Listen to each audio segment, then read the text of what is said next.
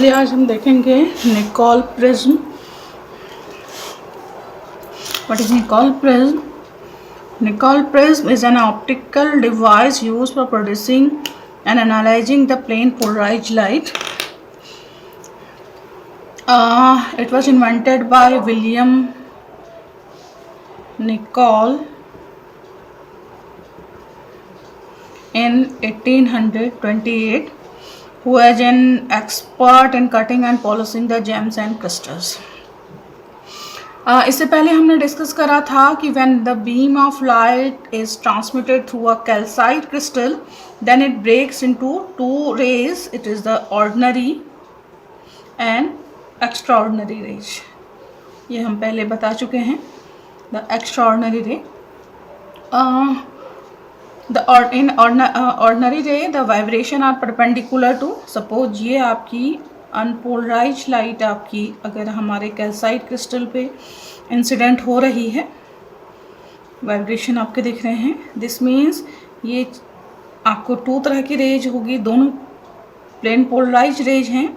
एक में आपके क्या हैं, the vibration of this ray are perpendicular to the principal section of the crystal.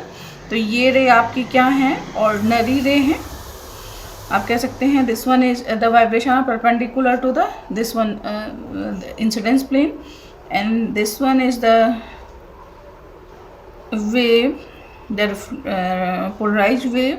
The vibration of this ray is in the plane of incidence or in the plane of principal section, कुछ भी आप इसे बोले. तो ये आपकी थी extra ordinary रे.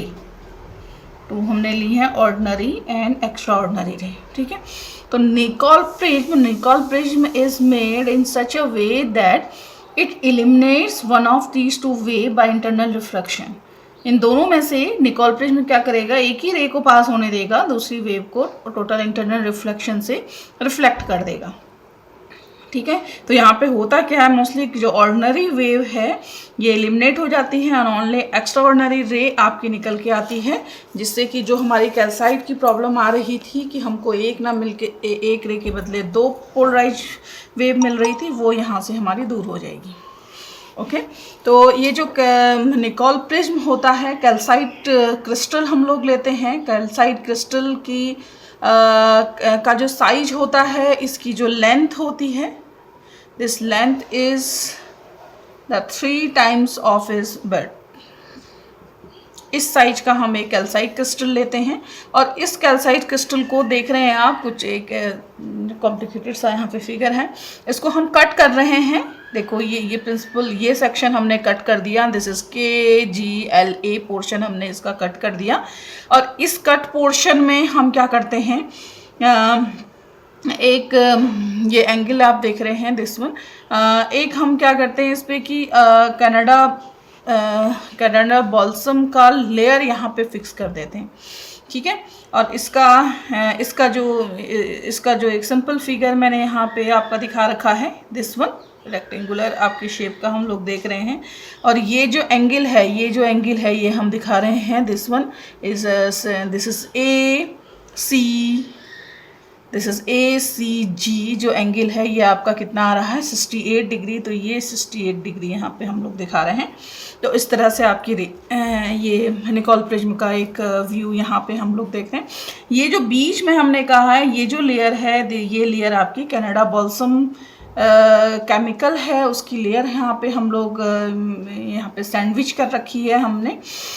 इस कनाडा बॉल्सम की का जो रिफ्रैक्टिव इंडेक्स होता है, अगर मैं यहाँ पे देखूँ, द रिफ्रैक्टिव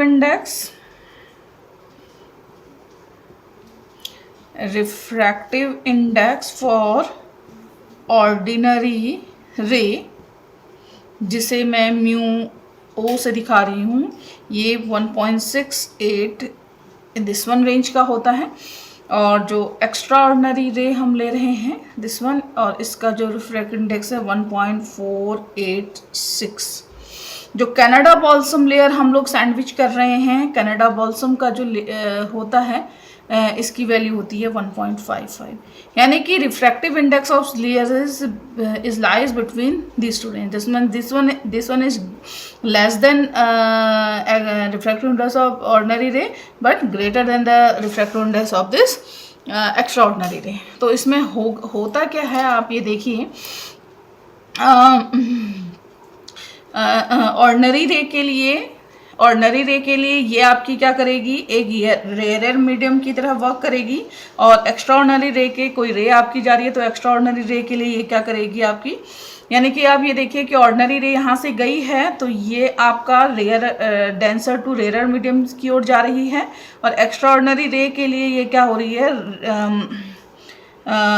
एक्स्ट्रा ऑर्डिनरी रे के लिए आपका डेंसर टू रेयर जा रही है. ठीक है, तो होता क्या है, when this ordinary ray passes through this portion of this crystal into when passes through this Canassa balsam rare, तो ये डेंसर से रेयर मीडियम की ओर जा रही है. when this angle of incidence, जो यहाँ पे एंगल आपका एंगल ऑफ इंसिडेंस है, इफ़ आई, हमने इससे पहले भी पढ़ा था ब्रूस्टर एंगल के बाद शायद हमने डिस्कस करा होगा कि जब कोई ray angle of incidence is greater than this critical angle,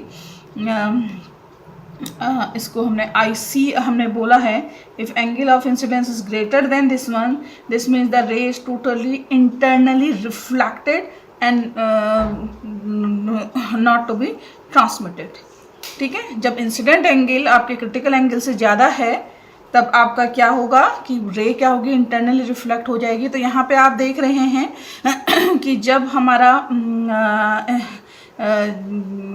जब आपकी ये रे ऑलरेडी, क्योंकि हमारी रे डेंसर टू रेयर मीडियम की ओर जा रही है और जब angle of incidence is greater then IC, तो आपकी जो ऑर्डिनरी रे देखिए यहाँ कैल्साइट के अंदर गई, ब्रेक हो गई दोनों में, ये एक्स्ट्रा ऑर्डिनरी है, ये ऑर्डिनरी है.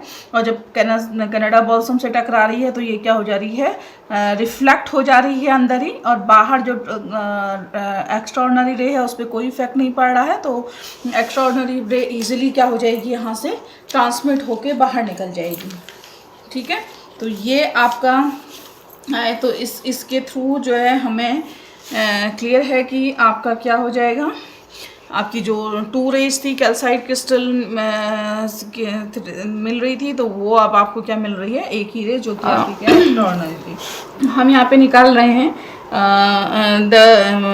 The critical angle for this ordinary ray. तो इसके लिए हमें पता है कि the refractive index of this ordinary ray, the ratio of refractive index of ordinary ray upon the Canada balsam ray, तो ये आपका आ जाता है mu, and this value is 1.658 upon 1.550, या कहें आप साइन थीटा आपका आ गया 1 upon mu, this one is 1 upon 550 upon 1.658, या कहें theta equal to 69 degree. This is the angle of incidence for ordinary ray. If the angle of incidence of ordinary ray is more than this critical angle, then totally internally this means the ordinary ray is totally internally reflected, and we got only the extraordinary ray through this Nicol prism. That means कि आपकी एक unpolarized light when passing through this Nicol prism, you got a polarized wave, polarized ray, the extraordinarily polarized ray. If the angle of incidence is less than, अब देखें अभी हमने critical angle, this angle of incidence is less than this critical angle IC, this means for this one, this for this region अब क्या होगा, जब instead of angle of incidence इससे lower आ रहा है तब देख रहे हैं कि आपकी ऑर्डिनरी रे टोटली इंटरनली रिफ्लेक्टेड नहीं होगी. दैट मीन्स कि आपको ऑर्डिनरी रे भी क्या होगी, ट्रांसमिट हो जाएगी. तो आपको जो निकोल प्रिज्म के थ्रू आपको क्या मिलेंगी, दोनों रेज मिलेंगी, ऑर्डिनरी भी और एक्स्ट्रा ऑर्डिनरी भी. ओके, और इसका जिस तरह से ऑर्डिनरी रे को आप टोटली इंटरनली रिफ्लेक्शन दे रहे हैं, उसी तरह से आप एक्स्ट्रा ऑर्डिनरी रे को भी आप इस तरह से कर सकते हैं, क्योंकि the refractive index of extra ordinary ray is 1.486 when this, again इससे पहले भी शायद हमने डिस्कस करा है कि when the extraordinary ray is traveling at right angle to the direction of the optic axis, then refractive index for this ordinary ray is this one. If the ordinary ray traveling along the optic axis, इससे पहले भी हम कहे कि दो condition हैं कि जब ऑर्डिनरी रे आपकी और एक्स्ट्रा ऑर्डिनरी रे तो हमेशा उसी में है, एक्स्ट्रा ऑर्डिनरी रे अगर आपके ऑप्टिक एक्सिस के पैरेलल ट्रैवल करेगी तो दोनों रे क्या होंगी, सेम वेलोसिटी से आपकी ट्रैवल करेंगी इन सेम डायरेक्शन, तब दोनों रे क्या होंगी, मर्ज हो जाती हैं। तो सेम चीज़ यहाँ पे है कि जब ऑर्डिनरी रे अगर आपके ऑप्टिक एक्सिस के अलोंग चलती है तो रिफ्रैक्टिव इंडेक्स उसका क्या होगा, किसके इक्वल हो जाएगा, आपकी ऑर्डिनरी रे के इक्वल हो। एक्स्ट्रा ऑर्डिनरी रे का रिफ्रैक्टिव इंडेक्स ऑर्डिनरी रे के इक्वल हो जाएगा, क्योंकि वो ऑर्डिनरी रे की तरह ही बिहेव करने लग जाएगी, और जो कि आपका कितना है 1.658, अभी हमने देखा ऑर्डिनरी रे का हमारा 1.658 है। तो यहाँ से भी आप कह सकते हैं टोटली इंटरनल रिफ्लेक्शन से आप इस रे को यहाँ पे मर्ज कर सकते हैं। ओके, तो यहाँ इसका मतलब है कि एक्स्ट्रा ऑर्डिनरी रे का जो हमारा रिफ्रैक्टिव इंडेक्स है ये वेरी करता है, डिपेंड करता है कि एंगल ऑफ इंसिडेंस क्या है। तो ये आपकी है दिस वन इज़ फ्रॉम कितना था, इसका जो रिफ्रैक्टिव इंडेक्स है 1.4862 से 1 पॉइंट यहाँ तक वेरी करता है, 1.55 तक भी वेरी कर सकते हैं, क्योंकि आपको मैंने इससे पहले भी बताया कि ऑर्डिनरी रे एक्स्ट्रा ऑर्डिनरी रे के लिए क्या होती हैं कि आपकी हर एक डायरेक्शन में उसकी वेलोसिटी उस क्रिस्टल के अंदर डिफरेंट हो जाती है। जब वेलोसिटी डिफरेंट होगी तो उसका रिफ्रैक्टिव इंडेक्स भी डिफरेंट होगा, यानी कि हर एक डायरेक्शन में उसका रिफ्रैक्टिव इंडेक्स क्या हो जाएगा, डिफरेंट आ जाएगा। तो इस तरह से आप क्या कर सकते हैं कि इस रे को भी ऑर्डिनरी रे की तरह, यानी कि उसका रिफ्रैक्टिव इंडेक्स आपके कनाडा ऑर्डिनरी एक्स्ट्रा ऑर्डिनरी रे का रिफ्रैक्टिव इंडेक्स भी कनाडा बॉल्सम रे से अगर आप ज़्यादा रखते हैं तो उसके लिए आप अगेन क्रिटिकल एंगल निकाल सकते हैं। अगर वो क्रिटिकल एंगल से ज़्यादा अगर आपकी अनपोलराइज्ड लाइट अगर निकोल प्रिज्म में इंसिडेंट हो रही है तो वो भी उसे क्या कर देगी, एक्स्ट्रा ऑर्डिनरी रे को भी वो क्या कर देगी, टोटली इंटरनल रिफ्लेक्शन से जो है वो रे आपकी ट्रांसमिट नहीं हो पाएगी। और हम क्या करते हैं कि सरफेस पे आप एक ब्लैकन कर देते हैं, तो जिससे कि वो आपकी जो भी रे होंगी उन्हें क्या कर लेगा, एब्जॉर्ब कर लेगा जो भी इंसिडेंट है। तो ये जो निकोल प्रिज्म है इसको हम अभी हमने देखा एज अ पोलराइजर हम इसको यूज कर रहे हैं, क्योंकि वो रे को क्या कर रहा है, एज ए पोलराइजर मीन्स वो रे को पोलराइज कर रहा है। अब हम देखते हैं इसका एक another rule, the Nicol prism as a analyser, ये कैसे एनालाइज करता है रे को। तो इसके लिए सेम चीज़ें हैं। सपोज हम क्या करें कि टू निकोल प्रिज्म को अगेन ये हम ऑप्टिक एक्सिस दे रहे हैं, ये आपका निकोल प्रिज्म है, टू निकोल प्रिज्म हम ले रहे हैं, एक है जो पोलराइज,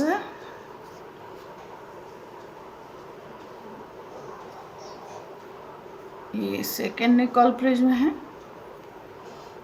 ठीक है। तो इनिशियली आपका क्या होगा, P1 P2 आपने तो दो निकोल प्रिज्म हमने यहाँ पे पुट करे हैं। और दूसरी चीज़ है कि जैसा कि हमने अभी हम डिस्कस कर रहे हैं कि यहाँ से आपकी एक एंगल इंसिडेंट हुई, तो after passing through Nicol prism आपकी जो ऑर्डिनरी रे है वो क्या हो गई, इंटरनली रिफ्लेक्टेड हो गई, और आपको एक्स्ट्रा ऑर्डिनरी रे जिसके vibration in the plane of this principal section और in the plane of this optic axis आपके हैं, तो ये आपके क्या आ जाएंगे, ये आपके ट्रांसमिट हो रहे हैं, ठीक है। जो भी वाइब्रेशन इसके प्लेन ऑफ इंसिडेंस में है वो आपके ट्रांसमिट हो रहे हैं। ये अब हमारा क्या है, अब ये जो हमारा सेकेंड निकोल प्रिज्म है, इसको हम क्या करते हैं, ग्रेजुअली आप इसे रोटेट करेंगे। जब आप रोटेट करेंगे तो अगेन क्या होगी, the intensity of this Malus law decreases according to the Malus law. Malus law में हमने बताया था किस तरह से होती है, this is directly proportional to sine theta, where theta is the angle of incidence of cos square theta, where theta is the angle of angle between this polariser and analyser, या कहें आप the angle between first Nicol prism and second Nicol prism. फिर आप देखते हैं कि when this P2 is crossed, when दो prism are crossed, this means when this P2 is right angle to this P1, तो अब आपका क्या होगा, from Malus law theta is 0, this में theta is 90 degree, from Malus law theta is 90 degree. That means कि कोई भी रे आपकी क्या हो रही है, पास नहीं हो पाएगी, तो यहाँ पे इंटेंसिटी आपकी क्या आ जाती है, 0 आती है। इसका मतलब क्या हुआ कि आप देख रहे हैं कि जब P1 से जब लाइट P1 से निकल के आ रही है, ये क्या है, प्लेन पोलराइज्ड है, दैट मीन्स ये आपकी एक्स्ट्राऑर्डिनरी रे है। और एक्स्ट्राऑर्डिनरी रे जब आपकी इस पे इंसिडेंट हो रही है, this mean at this position at the 90 angle, अभी हमने डिस्कस करा, जब आपकी एक्स्ट्राऑर्डिनरी रे 90 एंगल पे प्रिज्म में पड़ रही है, तो ये भी क्या हो जाएगी, एज ए ऑर्डिनरी रे बिहेव करेगी।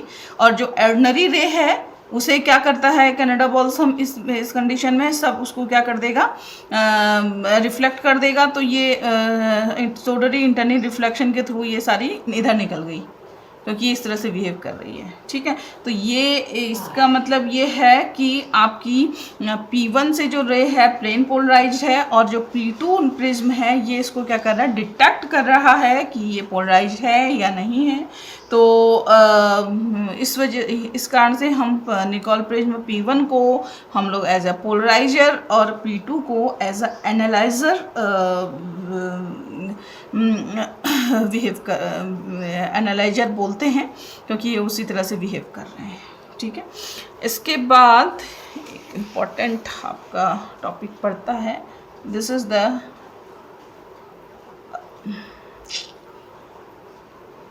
The Huygens explanation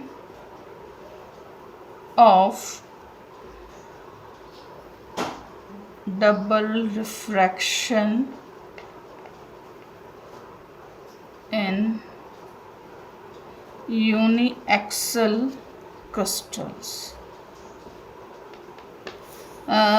This one, the Huygens explains the phenomena of double refraction with the help of this his principles of secondary wavefront wavelets, secondary wavefront और secondary wavelets। तो इन्होंने क्या किया, the point source of light in any double refracting medium is the origin of two wavefront। आपकी 2 raise हैं, Huygens की जो double की सेकेंडरी वेवलेट्स की जो थ्योरी है उसके अकॉर्डिंग। ठीक है, तो उसने कहा कि हम after passing through the calcite principal हमारे पास 2 वेव फ्रंट मिल रहे हैं। For ordinary ray, in ordinary ray the velocity, ordinary wave, the velocity of this ordinary wave is equal to the velocity of light in air, and this velocity is same in all direction. The velocity of this ordinary ray is same in all direction. That means the wavefront of this ordinary ray is spherical. ठीक है, and for extraordinary ray the velocity varies in the direction and wavefront is the ellipsoid of revolution। ये ellipsoid होगा क्योंकि direction क्या हो रही, velocity क्या हो रही है डिफरेंट डायरेक्शन में। This is for ordinary and this one for extraordinary, ordinary wavefront. And then the velocity of these two ordinary and extraordinary is same along the optic axis. Suppose we take this one is the optic axis, तो ये दोनों क्या होंगी, same होंगी। अभी हम दिखाते हैं. Suppose we take the point source S in a calcite crystal, the sphere of this one. तो यहाँ पे अभी हम दो तरह के क्रिस्टल्स देखते हैं. अभी हम इसको डिस्कस करते हैं. We have two types of crystals, the negative crystal like calcite and positive crystal like a quartz.